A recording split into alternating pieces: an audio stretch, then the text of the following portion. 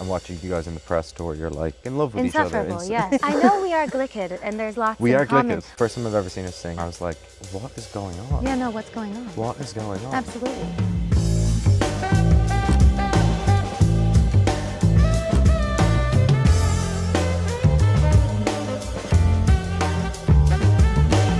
Hello. How's it going? It's good, how about you? I'm great. I'm great. We share a release date, We do indeed. and the fans are calling it Glicked. I'm happy for them to call it whatever they want as long as they go to the theatre. I have to start by saying how brilliant you are. I watched Gladiator last night, it's unbelievable, and you're spectacular. Thank you very, very much. No, Welcome. I saw Wicked about 3 weeks ago, New York. Best place to see it. It goes without saying, I just think you're extraordinarily brilliant in the film. Thank but just you. beyond that, what can't you do? Oh gosh, no, coming from you, I've seen you sing on YouTube. We're starting there. I'm starting Okay, I have to start there because fantastic. I'm This is sorry. great. I am a musical theater nerd and I saw you sing Les Mis. I did. Those who follow the path of the righteous shall have their reward. Yeah, with the dodgy, like, mutton It was chop. great. Yeah, okay. It was great. No, I'm very excited because I also know that you're doing Merrily and I'm Mm-hmm. a big musical theater fan and that's really cool. I'm very excited. No, yeah. Yeah. I definitely share the like musical theatre bug, but I feel like I cannot be the person to start that because we're talking about where did your like love for musical theatre begin? I don't know. I mean, it was just something that spoke to me. I was a child and I would sit there watching The Wizard of Oz and study Judy Garland, and I just remember it being such an escape. I loved music. I loved the storytelling, the Yeah. marriage of the music and the stories, and seeing my first Broadway show and just remembering my... What was that? It was Beauty and the Beast. Beauty and the Beast, great. But I just remember loving it so much. Yeah, you started in theater. didn't you? Started Phantom of the Opera was my beginning, Yeah. and then I think I really wanted to be in musical theatre to begin with, and then I realised that I couldn't really dance. So that avenue was slowly but surely taken away from me, and I just gravitated more towards like the Phantoms, the Les Mis, the Miss Saigons, and then realised that I probably didn't have the best voice, and then No. acting was the avenue that I went down. But I don't know, I just love the act of being on stage, and like to your point about kind of the fusion of acting and music, and what I think Wicked just does extraordinarily well is this kind of, I just had such a cathartic response to watching it because it's like a celebration of not just the musical itself, but people who like musicals will absolutely, I think, adore it. What was your like start point with Wicked? Well, I was hunting Mark Platt down for an Great. audition. As soon as I found out that it might be happening, I just kind of told my team to be on high alert, please. And I know this has to be earned, so when they start seeing people, can I please go in? I'll do anything. Wow. And I worked really hard with a vocal coach and an acting coach to get ready because Glinda's vocal track is very different than what I usually sing. So What's the differences? well, it's very operatic and very classical, sort of Right. coloratura, which is different from doing just like falsetto and whistle tones. It's just a totally different placement in the voice. So I wanted to train to sound authentic in singing opera, and I started, I think, 2 months or 2.5 months before my first audition. And I don't know, it just went from there. Yeah. But how did Gladiator come into your life? Obviously, they just called you and begged you to do it. I mean, wish that was the the case. process? It was like, it was different in the sense that like Ridley Scott, the great Ridley Incredible, Scott, yes, yeah. incredible, is at the point in his career where I think he can, whatever he kind of wants, he generally gets. So the process for getting it was essentially I met Doug Wick and Lucy Fisher. Doug was the producer on the first Gladiator, and they both, I met them at the Sunset Tower, and I was like, that was the first instance that I knew that Gladiator II was getting made. So I was, at that point, I felt like deeply privileged that I had this kind of private information.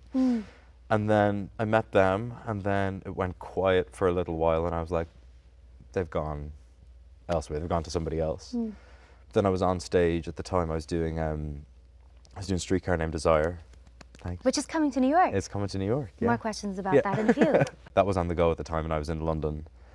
And then got a message from my agent being like, Ridley Scott wants to Zoom. At that point, I was like, this is fucking great. Yeah.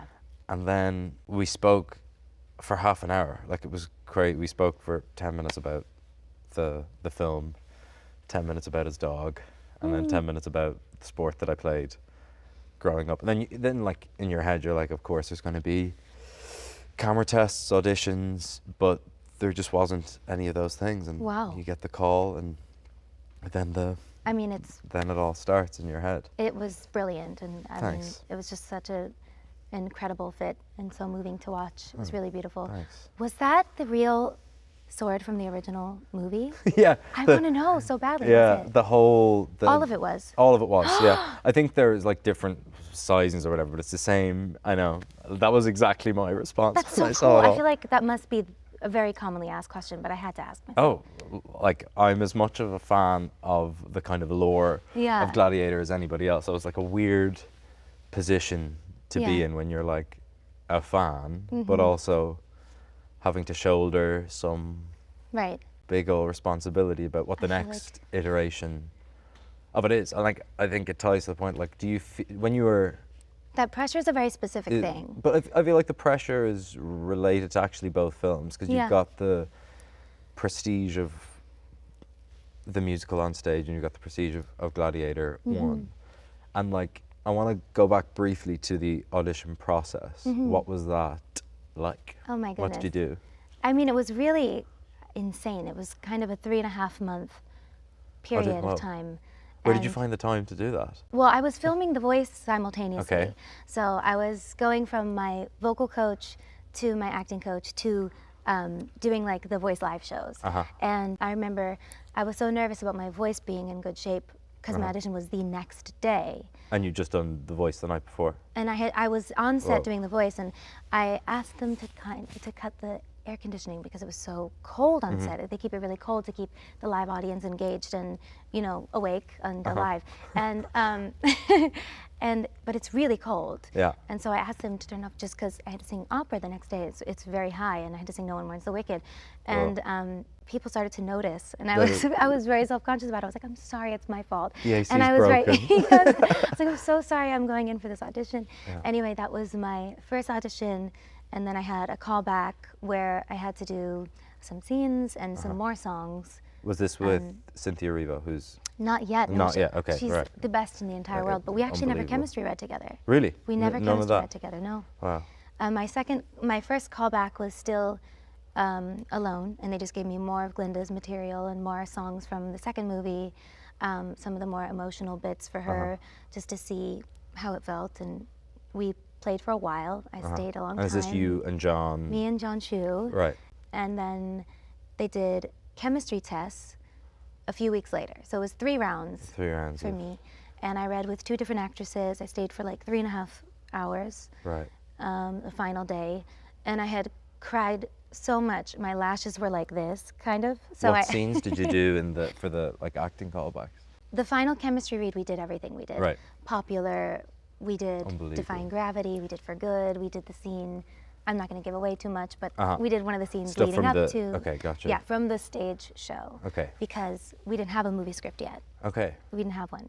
Right. But I took my lashes and I said, and when John was finally like, okay, John Chu, our brilliant director, when he finally was like,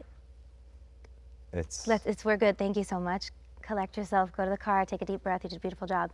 I was like, thanks everyone, and I left Here's my my lashes. lashes on the mirror because I left everything else in the room. I was like, why not? By the sounds of things, you were unbelievably like your heart was invested before that. So how do you?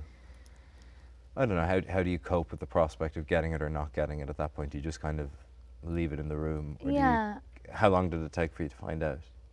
Oh gosh, I mean, it Wow. was another 3-4 weeks of waiting after Okay. that, and Whoa. it felt like That's 7 rough. years. Yeah, Yeah. it felt really long.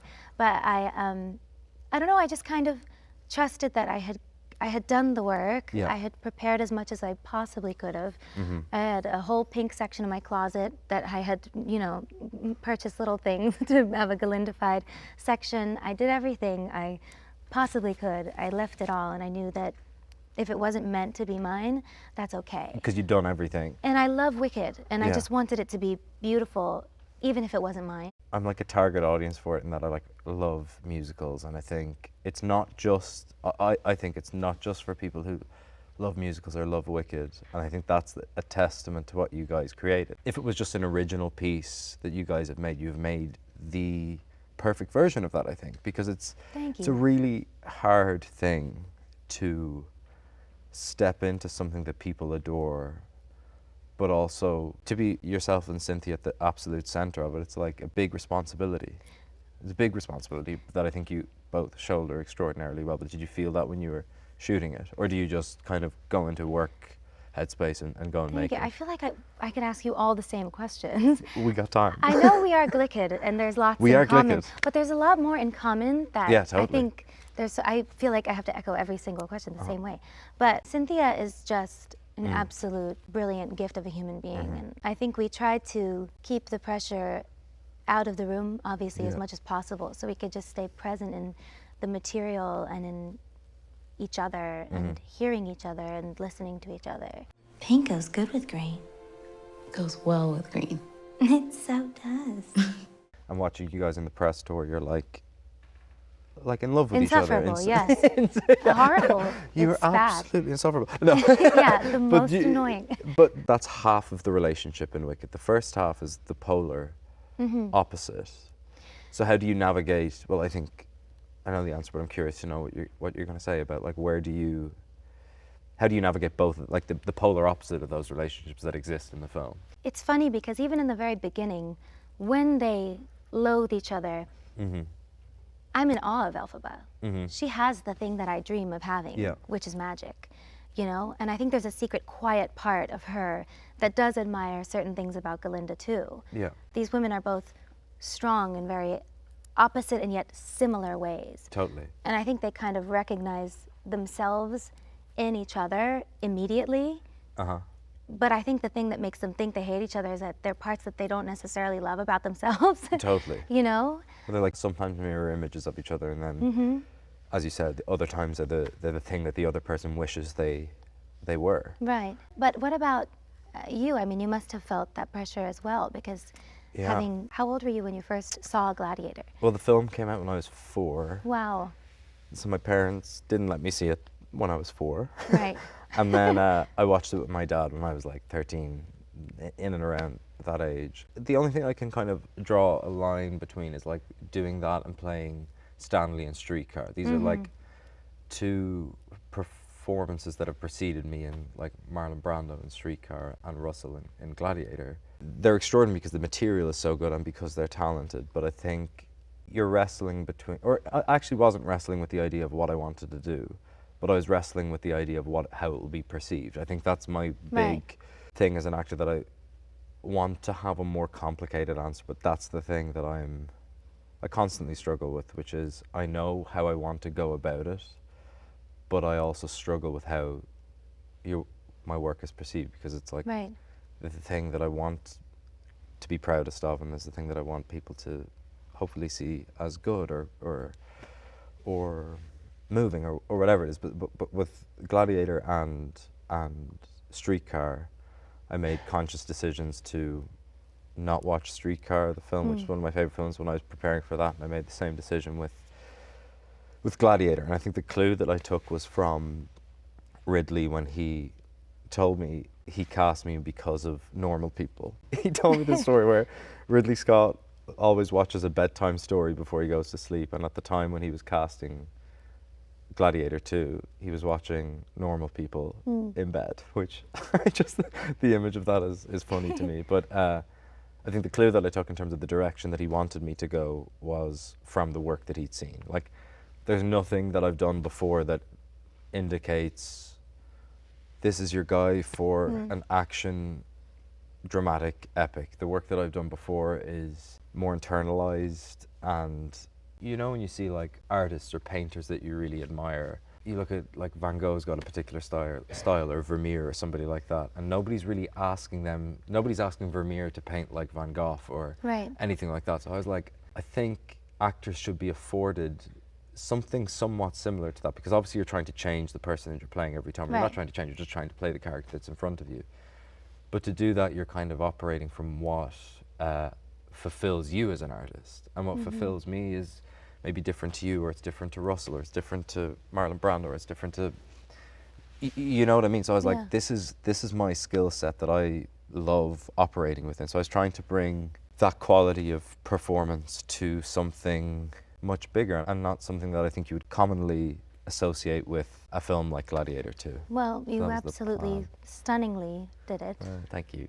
If your son were here, I feel sure he would tell you not to grieve him, for he would not be the boy that you sent away. That boy is dead. I have so many questions about the stunt coordinating Yeah. and the rehearsing of the choreography. You claim that you don't think you could dance, but if you can do what's in this Oh, film... I can't. There's no, proof. but I'm telling you... Why but do you this think I was must be playing Javert? No, but this Famous dance breaks. This has to be so much harder than that. It's Because each sequence had to have been at least like a week of choreography or something. Yeah, it was. We kind of rehearsed it like you go into these like what feel like airport hangars, and you rehearse Right, the yeah. choreography for like weeks and weeks and weeks. But I think with anything like that, and I imagine it was similar in Wicked, it's just like time, and you just How accumulate much it. time? Like how long About of the... 2 months. Wow. 2 months, but like, look, I was playing like fake swords and fake guns way too. But you late did in my life. everything I was, like, yourself. like as much as I could. I had Right. like the most fantastic That's so stunt double, thrilling. Zach, and because the way Ridley shoots, he's shooting like 8 cameras, so you're not typically able to get a stunt double in, because while Right. he's on your close up, Right. he's also on your back, so you can't like really do a. Yeah, and I would imagine swap. you I would want also... to do yeah, it as well. I was going to say, I you mean, don't if seem you're like... gonna do you'd wanna Gladiator take- 2, you wanna be the guy throwing yourself Yeah. around. I mean, it's so physically strenuous. I was just Mm. like thinking, oh my God, each and every single one of these fight sequences, they're so intricate, and it's just so They're also incredible just to watch. fun. Like I mean, Yeah. if it's a surprise to anybody that I'm doing this, it's not a surprise to me in the No. sense that not the scale of the film. Just like I've always wanted to do something like a Gladiator, or something where Mm-hmm. you get the opportunity to kind of exercise a different sort of physicality. But of course, it's like strenuous and physically taxing. Yeah. But it's also like The most rewarding. super fun, because you Yeah. can tell immediately if a fight it's one of those things in performance where you can tell quickly if it's working or not, because generally you're not getting hit in the face. If you're getting hit in the face, it means that the choreography's gone Yes. gone wrong. But how long did you guys work together before you actually got in front of camera? We had a pretty long rehearsal process. Right. We had rehearsal tracks that we recorded in the studio. Just I've to heard kind of- about this. Did you Yeah. and Cynthia went into the studio yourself, or like? When we first got there, we recorded our rehearsal tracks just so that we Right. would have something to rehearse to, and you know, John Chu, our director, would have something to camera block to, and to Okay. do like the storyboards and everything. But we did sing everything live on set. Wow. But it was fun to get there and kind of lay down the songs and hear, learn our parts, even though we've known them since I was Since, 10, you know. Yeah. But it was fun to have that time to also just to get into their bodies. I remember the first day I got there, I really wanted to wear Glinda's shoes right away. Yeah. Just because it really helps find the body and the physicality. Totally. And we rehearsed, I think, for 3.5 months before we got anything on 3.5 camera. months. Yeah. Wow. There were many different versions of Dancing Through Life. And That's an do you know amazing Johnny sequence. Bailey? I've met Johnny Bailey a couple of times. He's just He's the most He's so brilliant in this. extraordinary man. Yeah, he's so brilliant in it. Yeah, he really is. He's extraordinary. But he was shooting at the same time as this rehearsal period was happening. Right. So he didn't even really get to rehearse with us that much. So he was flying back and forth between shooting another show and Jumping rehearsing. into rehearsals. Yeah. So how did you shoot? Do you know the like revolving? Yes, the How tornado does wheel. that? Talk me through this, please. Very scary. Very can imagine. big thing. It's Right. a big wheel of death, Wheel and of- it's just kind of is really insane.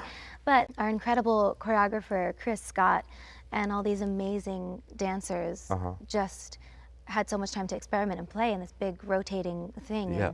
And I don't know, it just felt very scary to watch. Yeah. I'm nervous in general, so just standing there watching, I was in awe. That's interesting to me, because your Incredible. performance doesn't feel like it has any of that in it whatsoever. The I think, nerves? yeah, I don't. I just meant as a human, like right now, like No, in life. but like I think, Kidding. but I think I would consider myself sometimes like a nervous performer. Like I think. Do you get nervous? Yeah, absolutely. I think I can you know, you never really predict when it's going to happen, and then Right. just some days you wake up. I Right. think probably like a degree of like low level anxiety is always kind of sitting there, and I don't like, maybe it's to do with the I don't know. Do you what get it- more nervous on stage or on camera?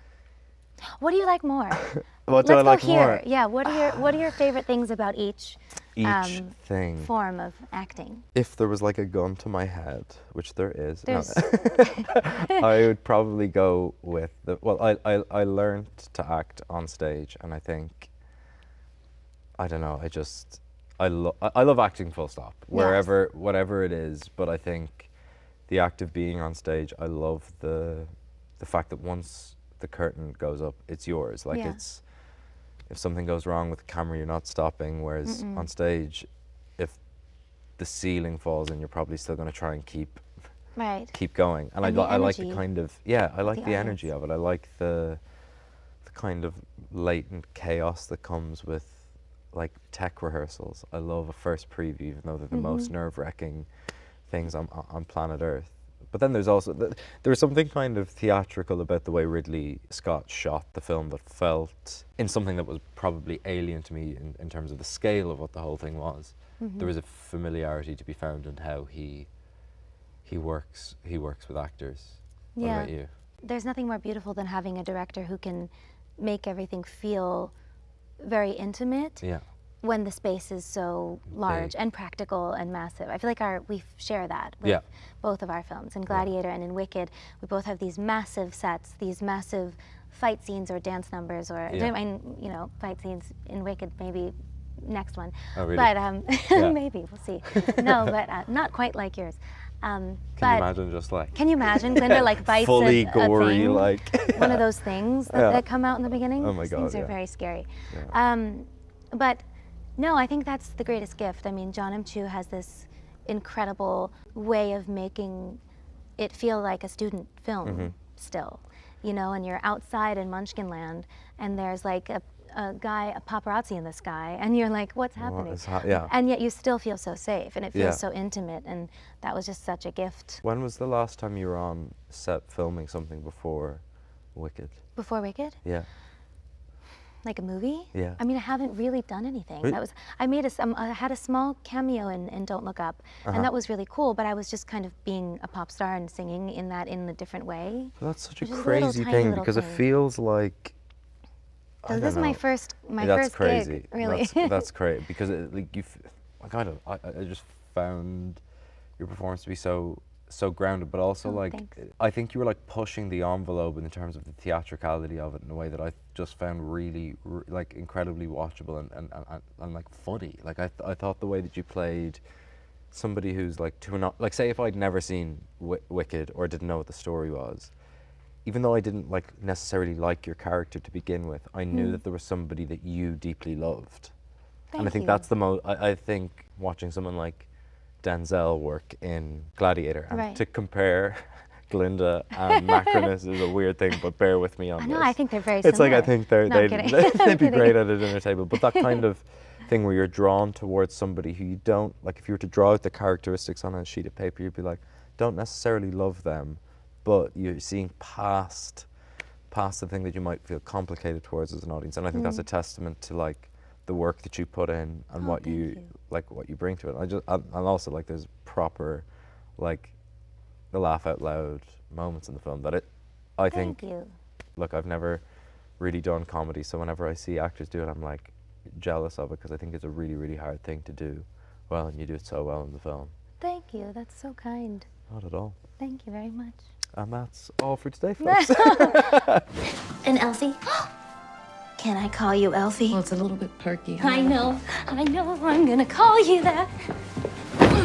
How did you feel the first time you wore your costume, and did you get to do any of the training in it? And how much do you think it helps you? Get into it. yeah. I think it was actually a big day because I'd started like the physical training for it, and I'd like initially decided when I'd first been cast, which was very naive. I was like, I'm just gonna go for like normal Gladiator. Like the way my body is the way my body is. And I was like, that's not the film we're making. So went into the gym, but I hadn't tried on the costumes yet. And I think when I put the costumes on, that was the moment for me where I was like, this is miles away from anything I've ever done. I didn't like recognize the way my body was in the clothes that I was wearing. And that created like a distance from Right. who you kind of feel like the world expects you to be as a performer. Right. And that got me excited. And then we had some like dodgy wig fittings, and I was like, I was like, I don't know. I'm not a fan of a wig, but I was like, I need to see them. oh no, nobody has ever. There That's was like incredible. What were they like? They were big. They were big. They were big. And it wasn't to do with like we were working with the best hair and makeup team in the world. It was just I don't Of have course. I don't have a head for wigs.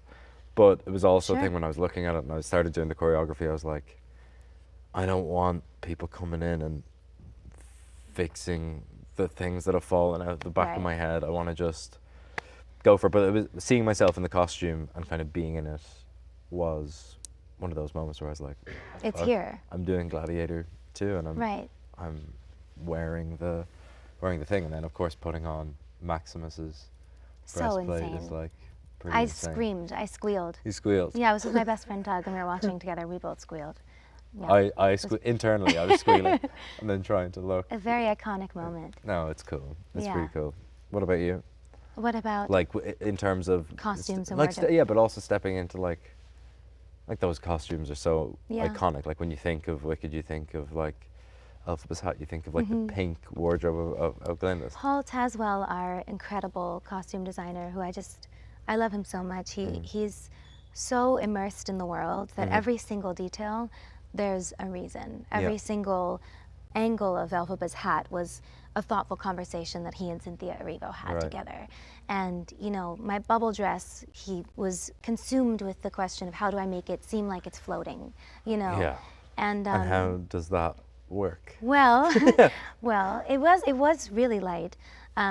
I had my corset, and then they had snaps. I don't know how many snaps, but there were 16 different layers Jesus. that got snapped onto my pink bubble dress. Okay. And it felt, I know it sounds ridiculous, but it felt really lightweight and just kind of like a bubble itself. And my favorite thing about that costume is just kind of how light it is compared to what happens to her when she's wearing it. Yeah, right. And what she has to do in that dress, just kind of the heaviness and the light. It feels like the perfect representation of what Glinda's magic is, which is her ability to take darkness and figure out how to make it light. Not even just the costume, but it's like a beautifully designed film. Yeah, even the littlest things, like Glinda's school shirt had little laser cut bubbles on it, but no Wow. one can see. Yeah, it's under just my detail blazer. for that, right? Yeah, Crazy. but it's those little things that really help you Yeah. feel like you're in a real world and in a real place. What were some of those little tiny details that maybe we wouldn't know from watching, but that I just you can't got to notice? describe. Like, I've been asked so many times about like to describe what the set was like, and I think the only way I feel like I can accurately describe it is that Ridley built a city. When you're in the Colosseum and you Right. walk out the big gates out of the Colosseum, and I'll remember it as long as I live, and you turn right, there's the arch going into the Via Appia, and then 600 meters down the road is the Emperor's Palace. It's bigger than Surreal. It's totally surreal, and then you're Right. kind of like navigating the imposter syndrome of being like, for one reason or another, this is kind of built because you're at the center of this story, and you're trying like you're constantly. can't I don't think know about about you, that but while you're- you're there. I know, and you really, I think for the most part I was able to navigate that, but then there's other moments where you're like,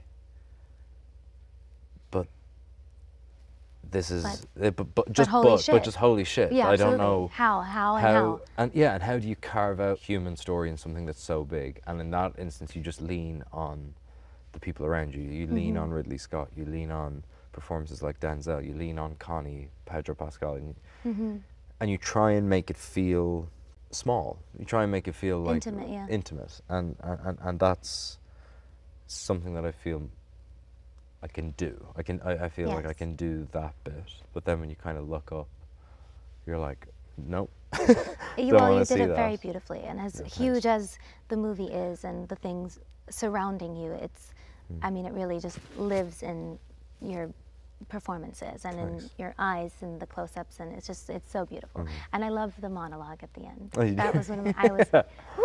I applauded it. It was, I love it so much. It's extraordinary. No, when the score comes on. It's so beautiful and so restrained and so just Thanks. perfect and really beautiful.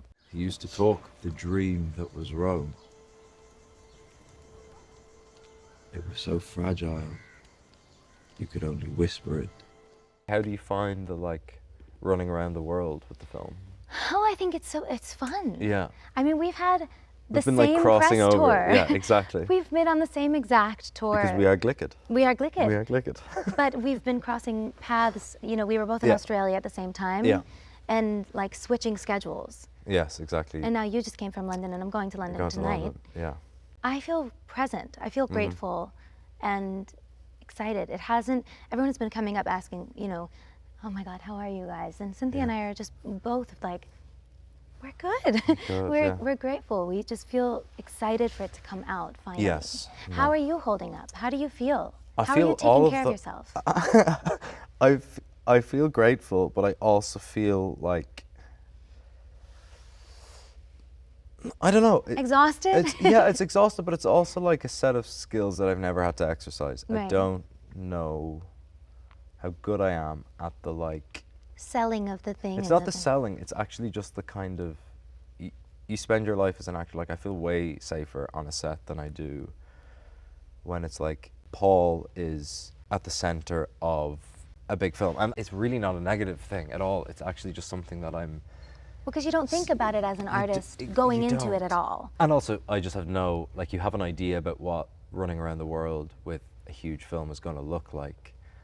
But then when you're in the middle of it, you're just trying to find little pockets of yourself that feel recognizable. Right. But it's been true of, like, indie films that I've made, or anything. It's like, the great oasis in it all is, like, seeing the people that you made the film with. And you kind of are able to hold on to them in the madness of running around the world. But I think the thing that makes me really proud of it all is that, like,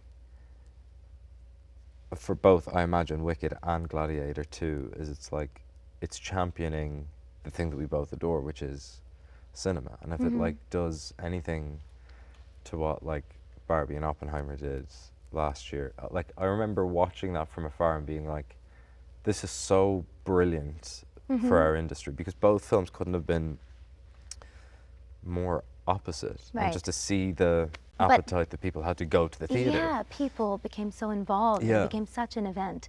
And it was just such a beautiful thing to watch. Yeah. Oh. People falling in love with going to the theaters again. I remember feel like just looking at the like trades and being like, they've done X amount of like, and just getting excited, because I think like, I don't know, the industry was in a tricky, and has been in a tricky position for X amount of years, and to see that like films that couldn't be more disconnected became connected because it was an audience's appetite to go to the cinema, and people, and to remind people that like kind of doubt the health of the film industry, that like people want to go into a dark room and see these stories. Right. Yeah.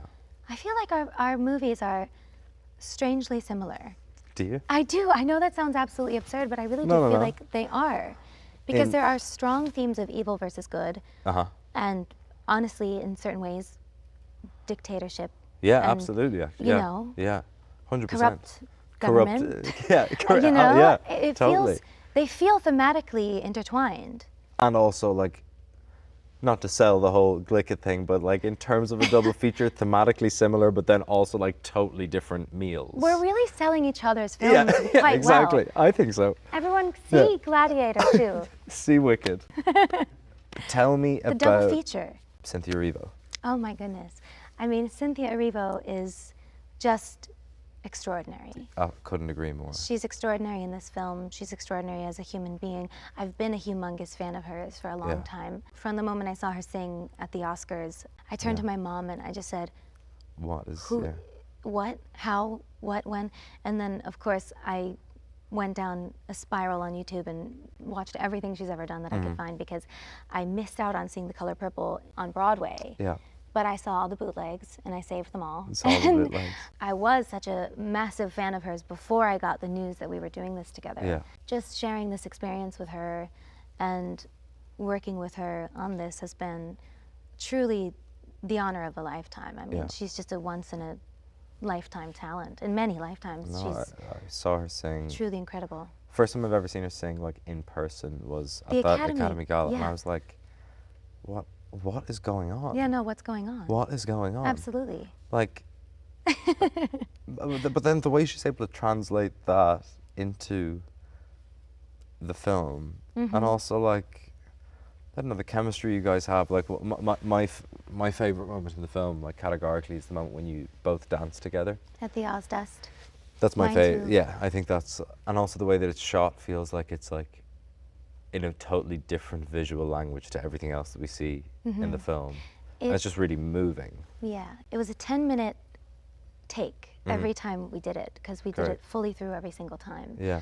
And Alice Brooks, our DP, they had to work on 500 different lighting cues that would Right. happen in the scene, Wow. so that it could feel that way. And we started with the close-up coverage and worked our way out. Okay.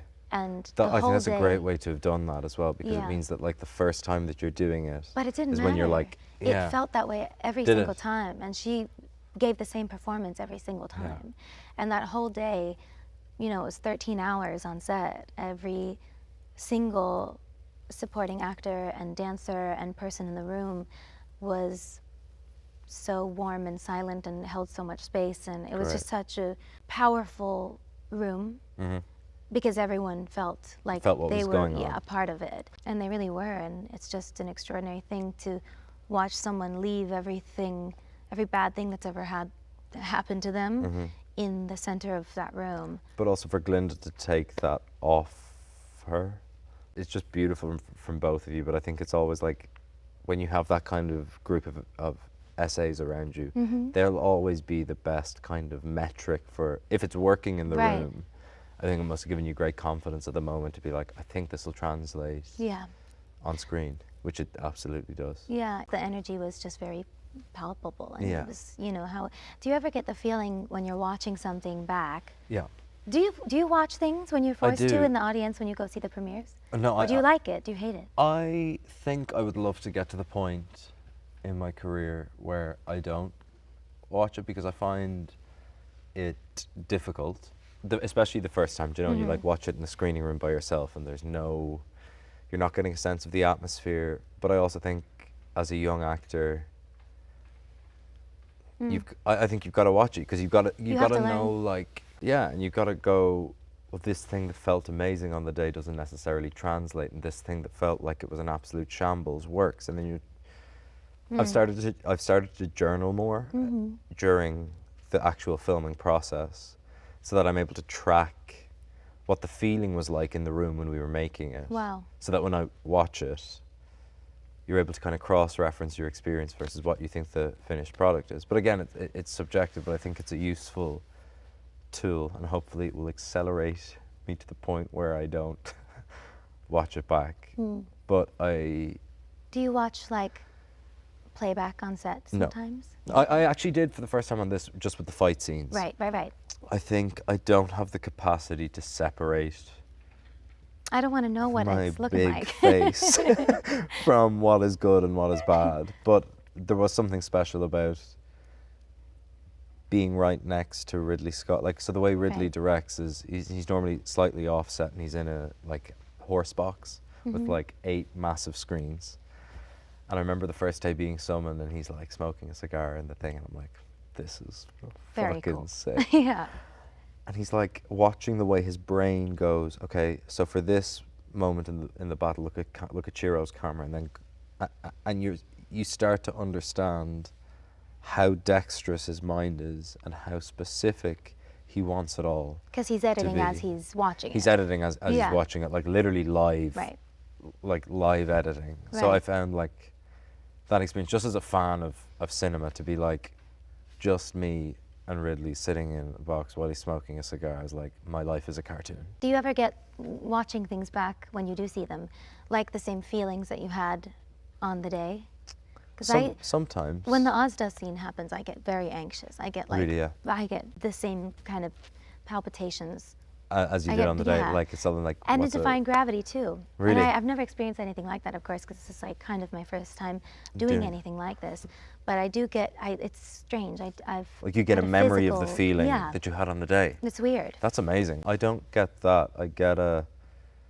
I get the moment, you know, when you like, you know the script, so you know what's coming up, and you get, you're like, you know, when Butterflies. you get the bit when you're like, okay, here's the day that was hard, or Yeah. Here's the day. here's something that I'm excited for you. But like, I'm yet to do anything on screen where I'm like, I don't get that like kind of wave of moments of the film that I'm proud of, moments of the film where I'm like, let's get past this bit. And it's so funny how those things generally don't connect to an audience's experience. It's Right. like somebody would come up and be like, that scene was great, and you're like, that's my least favorite Right. in the film. How dare you? They But can't what about tell. this one? And they've forgotten the, you know. So I think it's like, but sometimes that's a refreshing thing because it reminds you that everybody is having a subjective Right.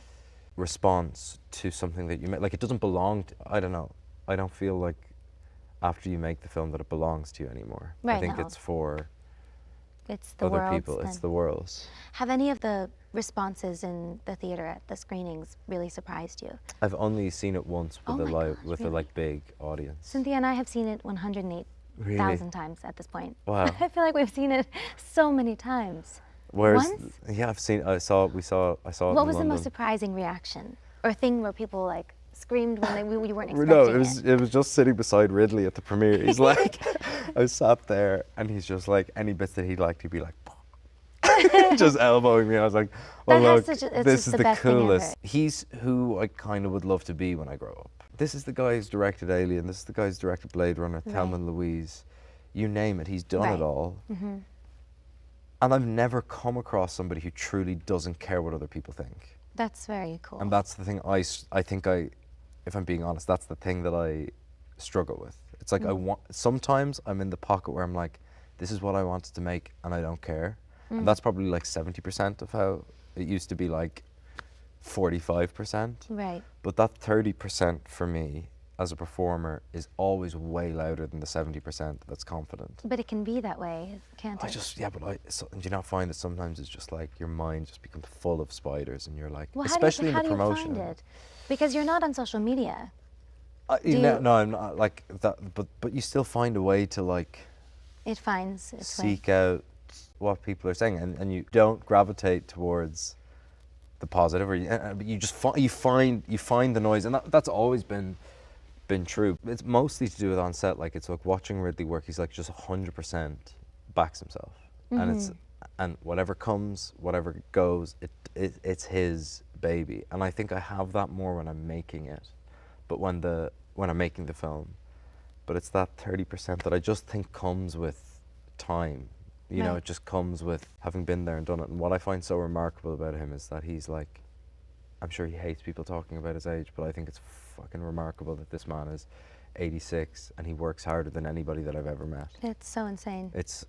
And he's finishing a movie and he's planning to do 5 other movies and he's wrecking it. And I just think, like, for somebody who could be so entitled, Right. he's the least entitled person that I know. He's just all about the It's all craft about the and work. the art, and he just Yeah. loves it. And he'll just relentlessly get what he wants because he just doesn't accept anything other than that. That's so you know? beautiful. It's really, really, really beautiful. How much of a plan, like, does he have it completely mapped out, or is he Yeah. is he open to improv? Is he what He's is like the open process? to, he'll always like storyboard it. Right. And like he gave me like the most extraordinary rap gift of like 3 original storyboards like in his like drawing.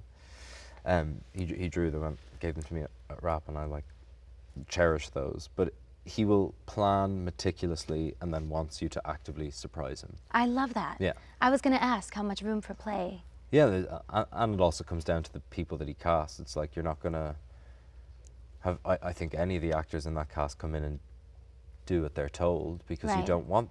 I don't think that's. I don't think your job as an actor is to do what you're told. No. I think it's to do. What feels honest? It's to have a conversation with the director, both actively, like a real life conversation, but also an active conversation through the work that you're doing. And then I'm a big advocate for like best idea wins. Love. If that's the director, or if that's the DP, or if that's you, or the actor that you're working with. And Ridley, I think, champions that. Oftentimes his is the best idea. Yeah. But I think he's always wanting you to have the best idea. You know? That was Yeah. one of my favorite things about working with John too. Yeah. It was a very similar way. He would come in just completely meticulously planned, shot for shot for shot, like Yeah. having an exact idea of what he wanted, Mm-hmm. and he would share it with us and show us the plans too, Yeah.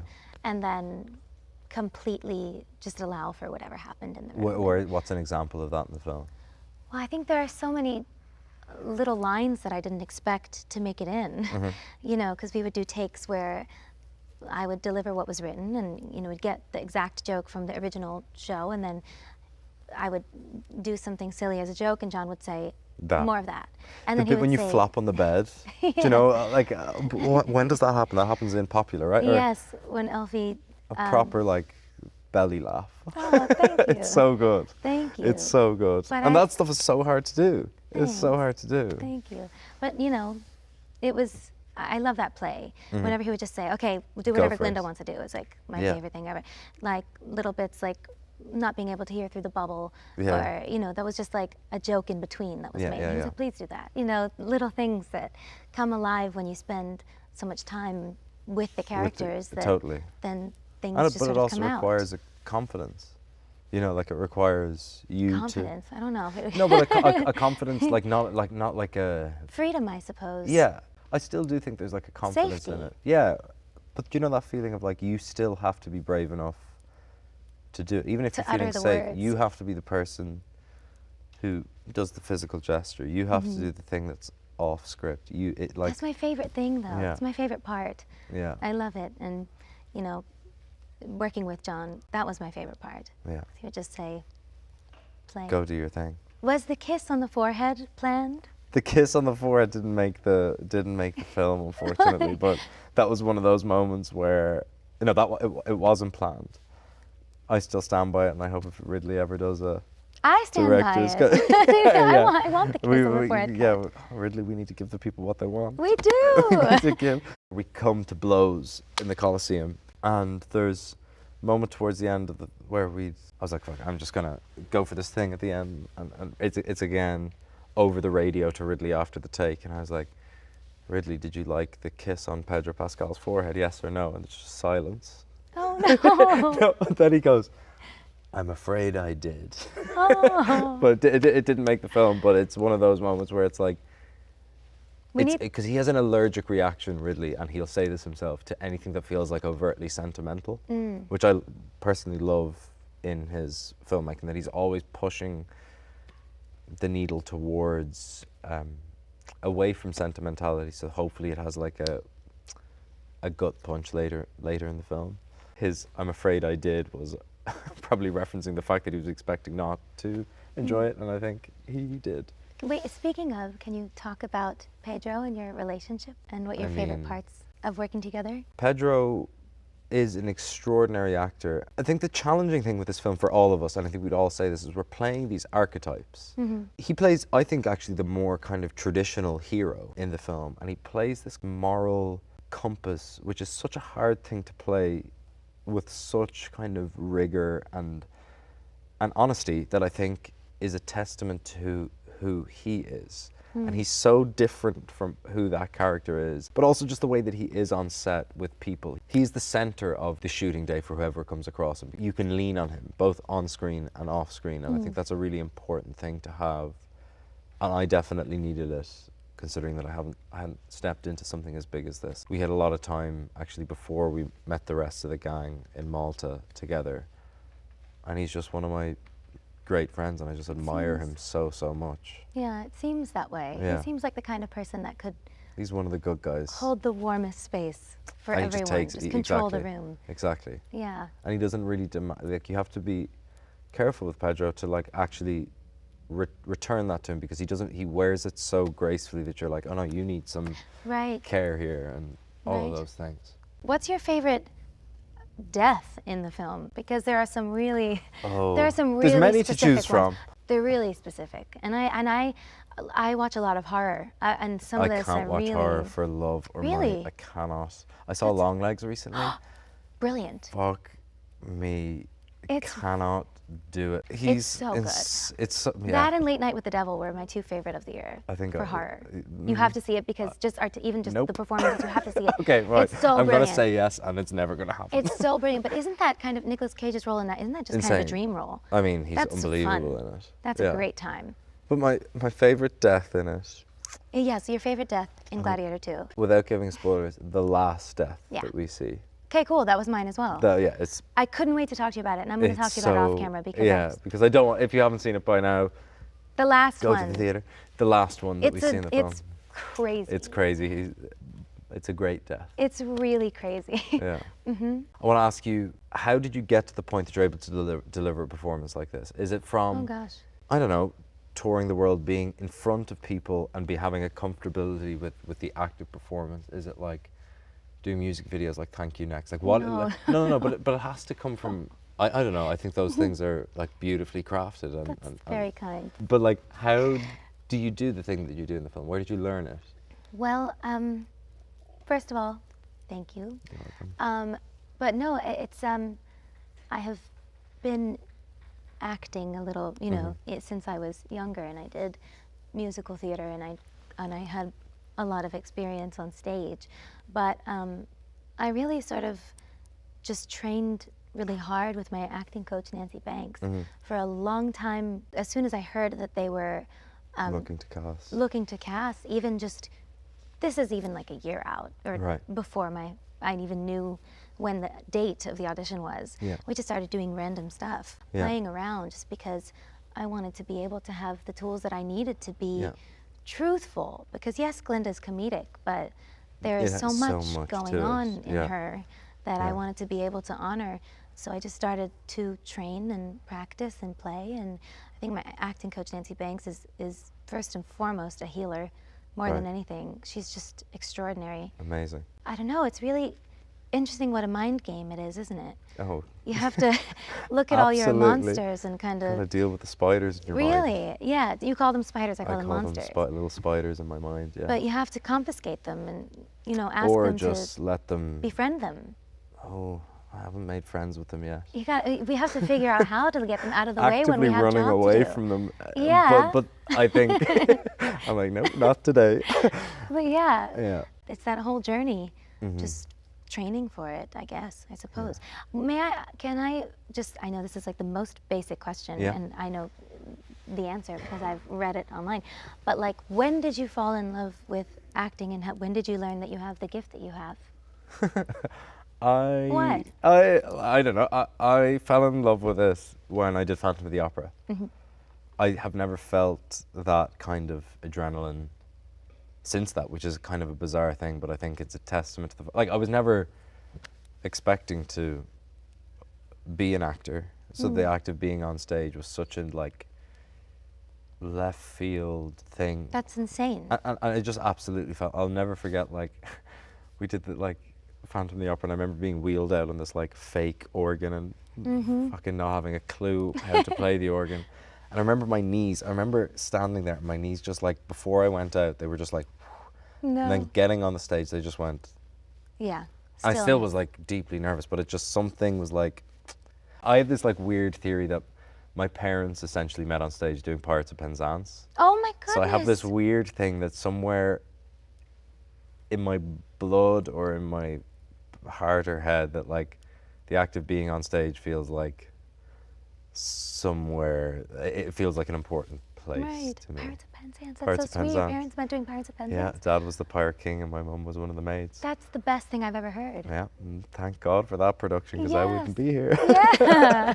Truly. Yeah. I just want to say I think you're extraordinary in this film. As And Same. I just You're think you're brilliant and one of the most talented people on this planet. Oh Like, my you God, can do well, I feel anything, the but same I way. just think you're brilliant, and I You're- hope people see our films. Yeah, thank you for doing this, Glicked. No.